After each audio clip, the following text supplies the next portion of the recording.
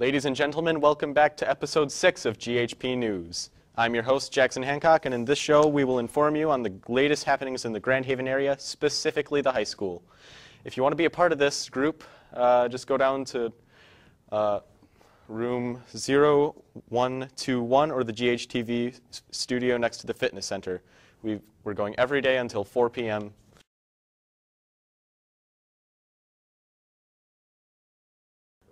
Welcome to the first segment of the show where we will be talking about the news of the last week. The local business Wild Blue has decided to start changing their drinks to be a little bit more health-oriented. This is because the store owner's mother is battling cancer, and they've just gotten a new understanding on how they should feed the community. They will be open from 8 a.m. to 4 p.m. on Monday through Thursday, and 8 a.m. through 5 p.m. on Fridays and Saturdays. The Grand Haven School Big Band and Lakeshore Middle School Jazz Band supplied tunes for a fundraiser event called It's a Swingin' Jazz Thing at Grand Haven Community Center.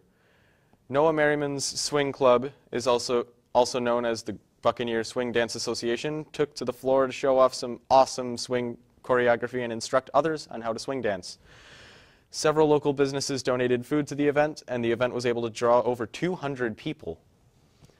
The senior mock trial team, which traveled to regional tournaments last Saturday on the 24th, the competition was judged by real judges, and students of law and the lawyers were able to take third place out of 12 other teams. Great job, Bucks. If you're having difficulties with the flooding of the Grand River, even now that it's still receding, call 211 for help.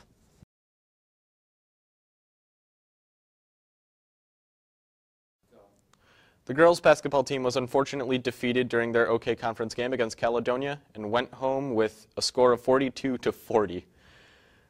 In the district semifinals, with the girls' basketball team mopped the floor with Mona Shores with a final score of 51-24. Go Bucks.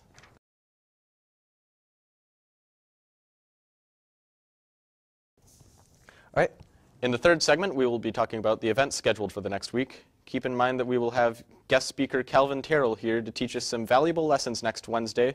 And Wednesday and Thursday after school will both be half days, and Friday there will be no school. This is happening because of parent-teacher conferences.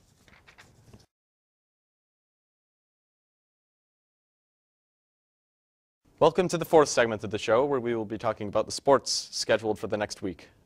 This Saturday, there will be a varsity bowling game at an announced time.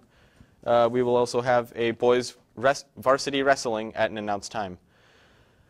At 7:30 p.m. next Wednesday, we will have a boys basketball game against multiple opponents. And also next Friday, we will have varsity boys basketball game against multiple opponents at 7 p.m. along with a varsity swimming at an announced time.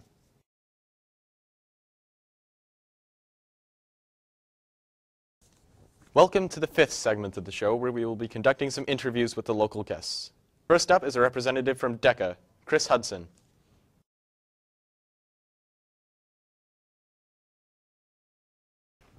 Hello, everyone.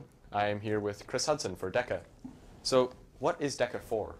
DECA is Distributive Educative Clubs of America, and it covers just marketing and business and what students can do in real-world opportunities. So it's pretty much planning students for after high school and what they might want to do in careers. Speaking of after high school, what would this hold in the future for you? A lot of opportunities, actually. Because of our project this year of my group of 3, we've found a new love for sports marketing. So we've all wanted to pursue that after high school and kind of develop our skills. And without DECA, we wouldn't have had that. Nice. What skills do you use in this? In DECA, it comes from a lot of different varieties. I mean, you gain new social skills. You learn how to work with the client and find what plan is best for them, and work from there. You also kind of just have your own creativity and innovation. You work on that, and you kind of have to think on the fly sometimes. Not everything's going to come right towards you, so you have to be like, all right, we can do this plan that works for their social media thing. That's what the company's kind of based on, so that's what fits them best. It's all about creativity and just learning how to work with the client. So What specific projects do you do? I heard you talk about sports marketing. Sport, that's the one for us. It's a written project for me, Jack Roos, and Max Upshe.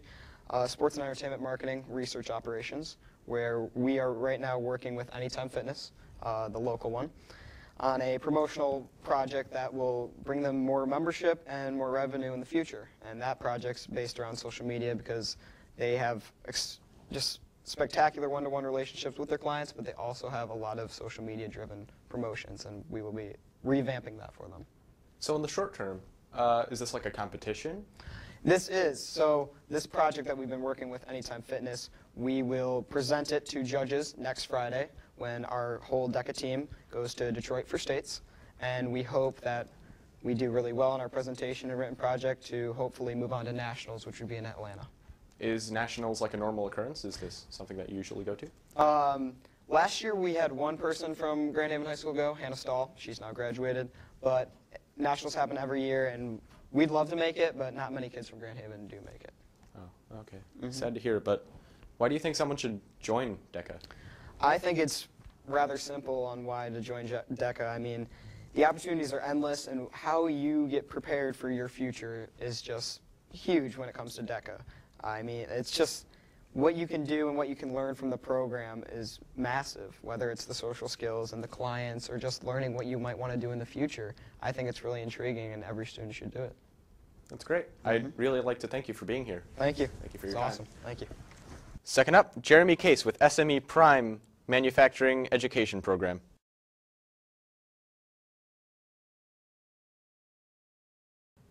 All right.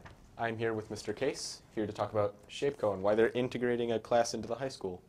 All right, so basically Shape Corp is a major player in terms of a sponsor of our new program called Prime here at the high school. The main reason is because there's a labor shortage, specifically a skills gap as well in the United States, and particularly in West Michigan.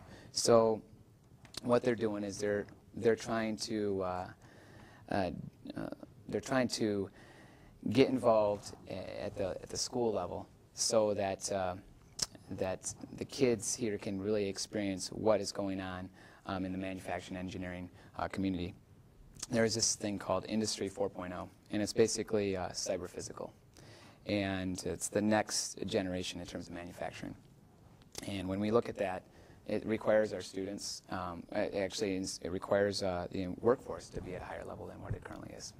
So that's why they're involved big time. Yep. So what would you be doing in this class? So it's not even really a class, it's really a program. So next year we're going to have a design and manufacturing 1 class as well as 2. And really what we're looking at in those 2 particular classes is design for manufacturability as well as advanced manufacturing.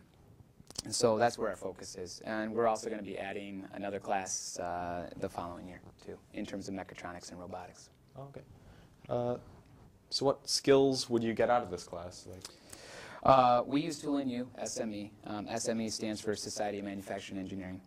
And Tooling U is it's a program, it's a training solution that the industry uses for their workforce. So students are going to greatly benefit from this through certifications, as well as the curriculum that we have is an industry-vetted curriculum. So it's very specific. It's tailor-made for what we're doing. Nice. So are there any trips or competitions or frivolous things that would come along with this? Sure, absolutely. One really cool thing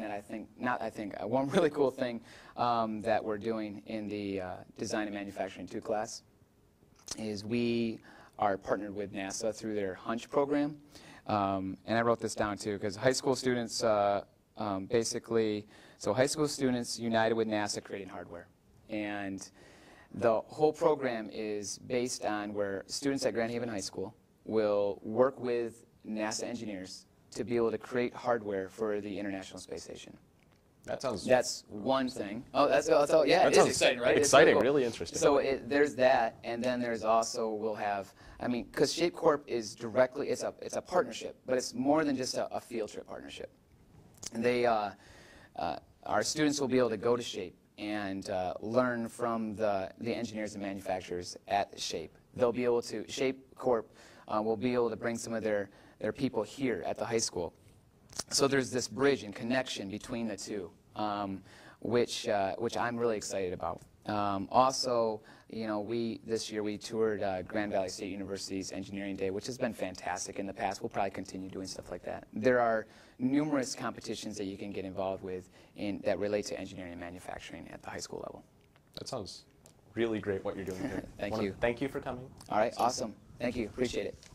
Last but not least, we will have Samantha Korecki, who is heading out to the All-State Choir, and we're interested in getting her story for the community.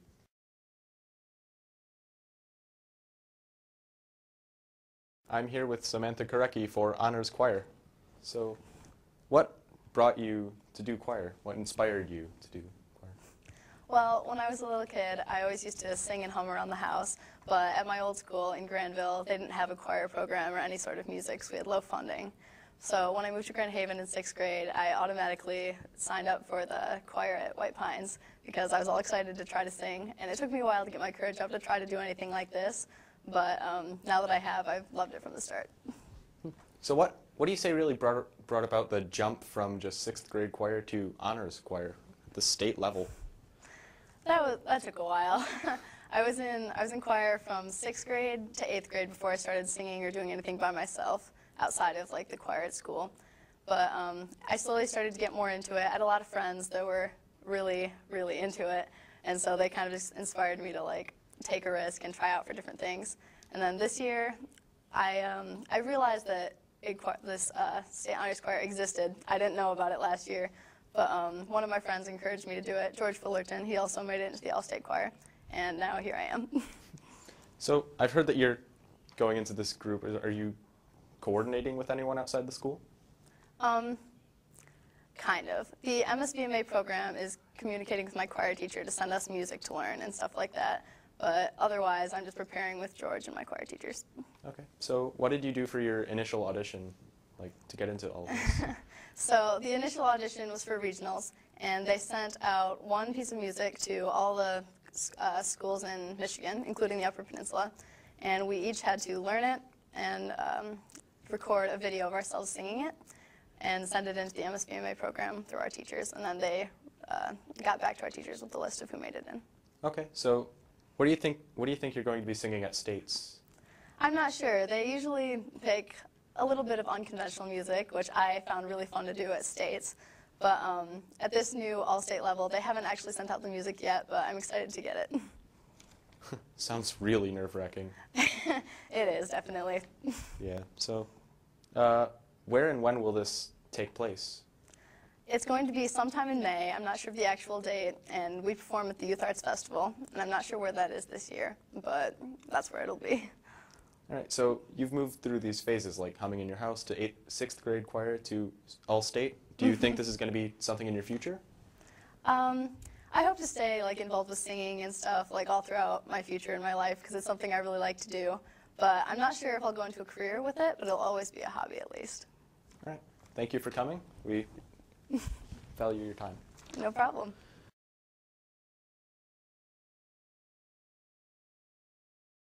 The 6th segment of the show is the fact of the day, or week, because we do this weekly. How long is the ball in play for an average football game? An average professional game lasts 3 hours and 12 minutes, but if you tally up the time when the ball is actually in play, the amount is actually a mere 11 minutes. On to the 7th segment of the show, where we will be excited to give you a 7-day forecast for tomorrow to next Friday. Take it away.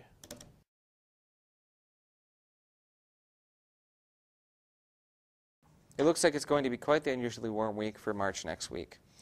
During the first part of the week, or Saturday to Monday, it's going to be as dry as a rock and pretty sunny out with temperatures in the 40s and as strong winds on Monday. But it's going to be changing pretty quickly on Tuesday and Wednesday with a high chance of precipitation. Then, it appears Thursday and Friday are going to go back to being pretty dry with some occasional sun and low winds.